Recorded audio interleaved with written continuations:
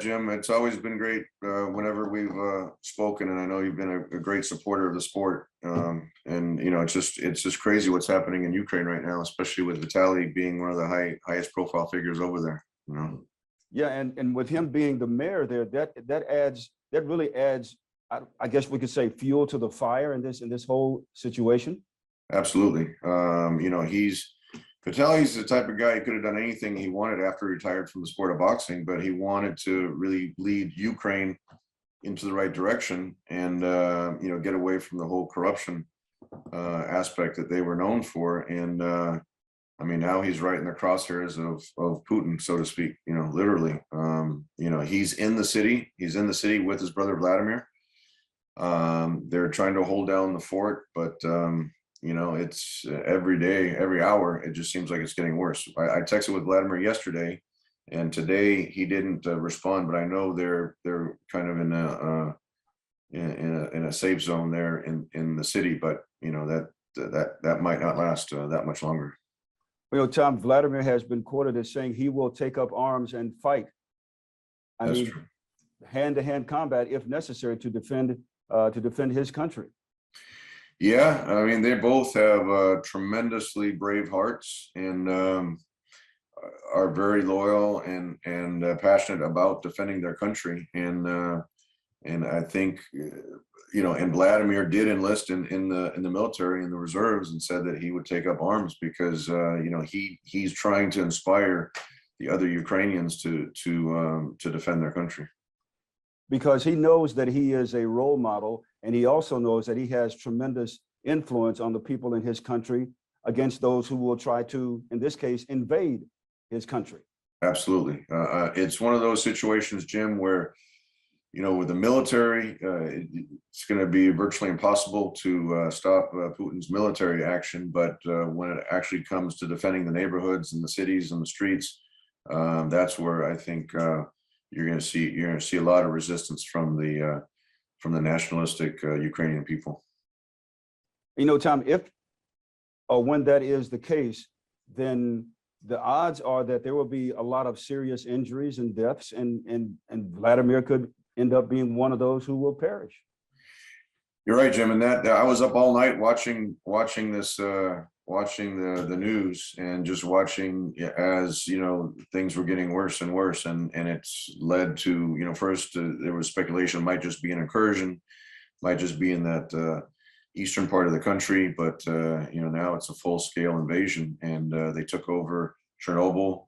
I heard they took over the airport, so they're definitely taking over strategic targets. And it seemed like Putin had this plan for a while, because he actually had special forces embedded into some of the cities close to the strategic areas. So not only were they fighting incoming military, but also there were some special forces in there that were targeting some of the strategic targets. Vladimir has always been, we've always referred to him as being brave and being outgoing and up there. And this is a situation that tests his bravery, to the utmost. Not only, this is nothing, what he did in the ring, that's nothing compared to what he's going through right now. Absolutely. In the ring, there's regulations, everything like that. This is literally a life and death situation. And it's really a testament to their courage. They could be doing anything, living anywhere they want right now, and they're literally putting their lives on the line for the love of their country. And talking, speaking of high profile targets, both Vitali as the mayor and Vladimir as both were heavyweight champions. It's just and both are very outspoken in support of their country and against the aggression that Russia and Putin are doing, and that puts them right in the crosshairs of where what they'll be what the Russian military will be looking for.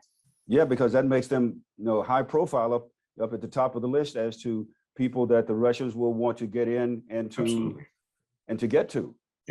Yeah, the political figures and the high profile people that were really fighting against the Russian invasion. And how do you think the sport of boxing has prepared Vladimir, or did it? Or is there any way it could have prepared him for something like this? when you talk about this type of a war and this type of a military force, rockets and aerial assaults and things like that, I mean, the sport of boxing is great for hand-to-hand combat, but this is one of those things where it's hard to fathom or even imagine that the world, not just Ukraine, the world is at the brink of this type of escalation. And just a week ago, there was a lot of speculation of what Putin would do, but I don't think a lot of people expected this type of full-on assault of an independent country. And it's unimaginable, especially given the history in Europe, that now it's almost being repeated again. And the point that Vladimir was making on some of the videos is that Europe really has to be careful, and so does the United States, because you never know if Putin fully occupies Ukraine. You don't know where he's going to stop from there. And it went from 8 years ago, just that one region in the Donbass region and Crimea, and now taking over the whole country. And it's hard to say what's going to happen from there. Tom, in your conversations or text messages with Vladimir, what advice did you give him? I know you didn't try to talk him out of it, but what advice did you give him about his active role? It's so hard, Jim, texting halfway across the world and knowing the dangers that he's facing. There's really nothing to say. I just said, we support you 100%. It just expressing my love and admiration for them and for the family. But it's such a difficult position to be in. You feel like you're helpless. You're watching the TV and there's literally nothing, you can do all the way over here. And you just wish that, some of the countries, especially NATO countries, would have supported the Ukrainians a little bit more than they did prior to this, just so they were in a better position. I don't know if they would have ever been able to defend Putin's military, because it sounds like that was tactically and strategically well planned out. But hopefully, with the sanctions and some of the other things, that hopefully will come to the rescue of the Ukrainians. They have some type of chance, but it's really the odds are completely against them, unfortunately. And with the odds completely against them, Vladimir pretty much in the back of his mind knows if he goes out to fight, he knows probably what his fate will be. Wouldn't you agree? I don't want to get emotional, Jim, because it's hard to even imagine that, what they're risking for their country, and being as brave as they are. And Vitali always said, in the boxing ring, if I'm only fighting one person, that's fine for me, because when he grew up, there were like groups of people that, just the whole thing on military bases and things like that he had to fight. And now fighting against an army is, it's unimaginable what they're facing. And if you're surrounded like that, and naturally, if you're in the capital city of Kyiv, you're just there's really going to be nowhere to hide if it really gets to that point. And just watching the news, watching how fast the Russian military has, taken these strategitic targets, it only seems a matter of time before they get to Kyiv. And I'm hoping that they have something to defend themselves, but it just, it's just one of those things that, I just don't even want to think about the consequences that if they do get caught. Tom, is this something that could escalate to something worldwide, in your opinion? With the type of weapons out there right now, Jim, especially,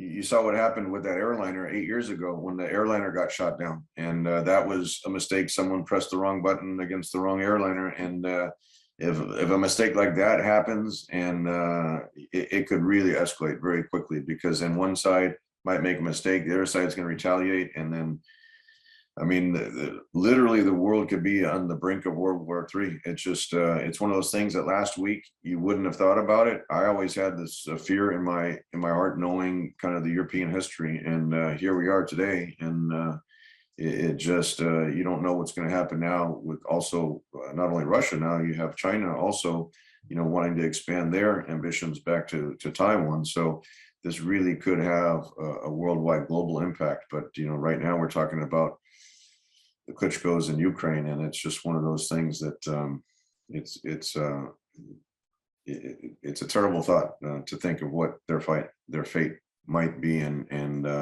just anytime I send them a message, I'm just trying to send them encouragement, because I know they're there trying to encourage their own people to defend their country.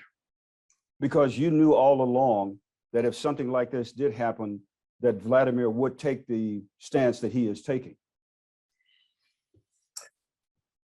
Yeah, I knew Vitali as mayor.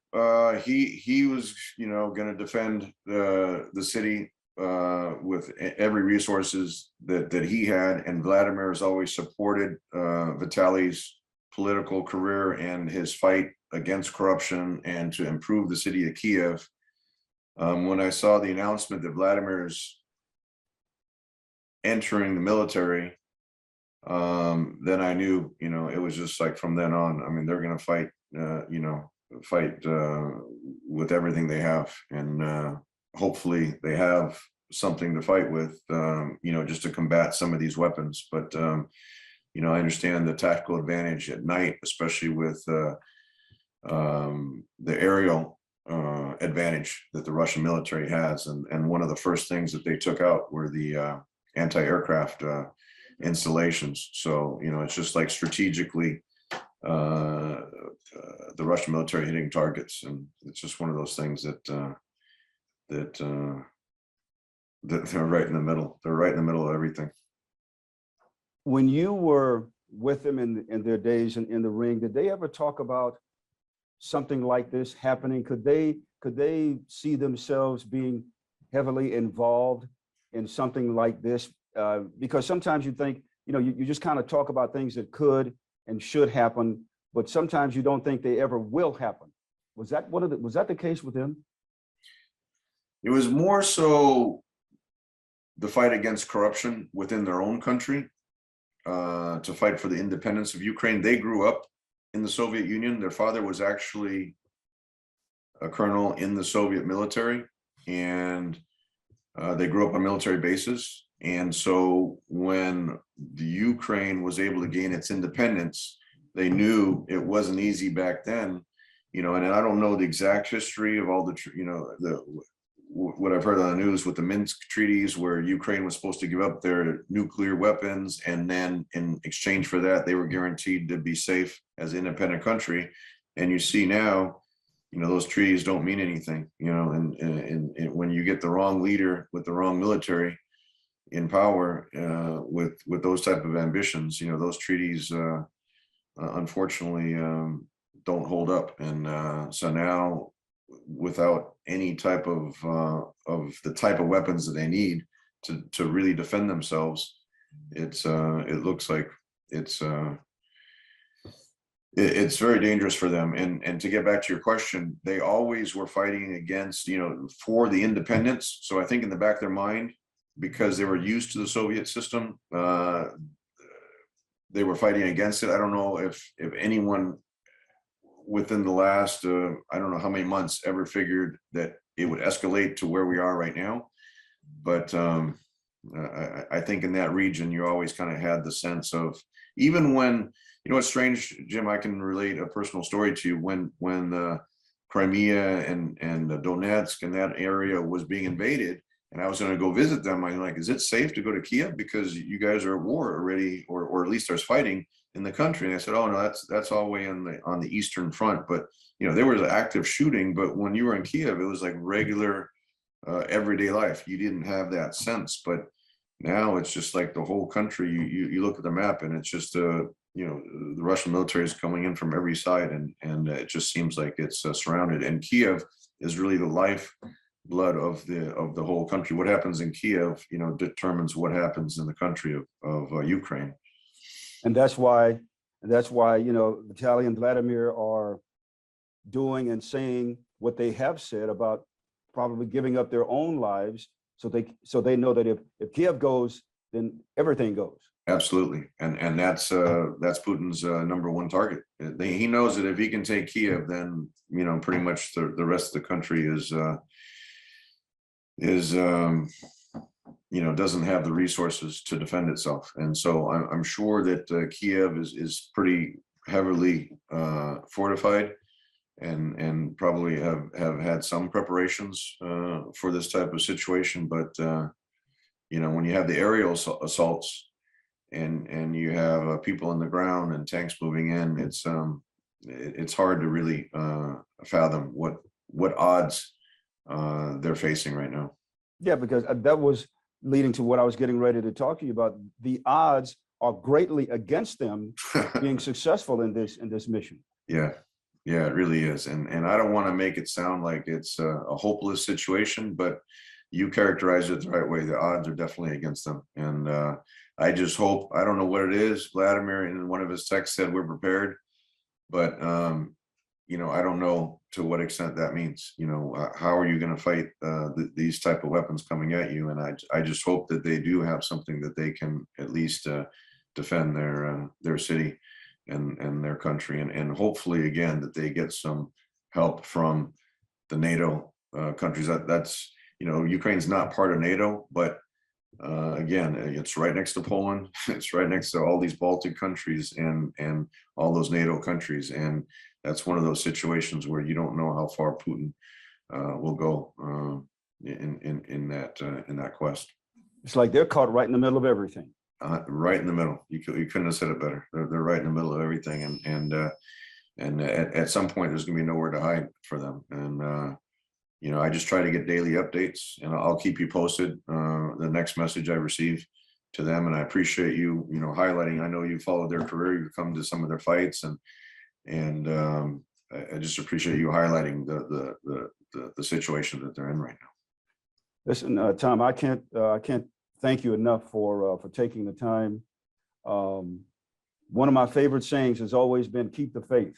Yeah. And I want you. I'm telling you, and when you get a chance to pass it on, pass it on to them. Just keep the faith, because these things are bad. We don't want them to escalate, but we just, because greed is not good, and Right. It seems like greed is at the bottom of this whole situation as far as invading other countries are concerned.